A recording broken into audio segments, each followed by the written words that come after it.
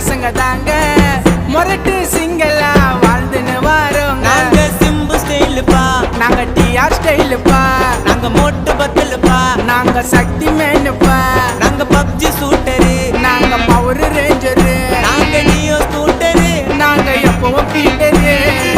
மஜாவா வாழ்ந்துன்னு வரோம், ராஜாவா வாழ்ந்துன்னு வரோம், மஜாவா வாழ்ந்துன்னு வரோம், வாழ்ந்துன்னு வரோம், மஜாவா வாழ்ந்துன்னு வரோம். 2K கிட்ஸ் நாங்க ஸ்டைலில் போட்டியா போட்டுக்கலாம்.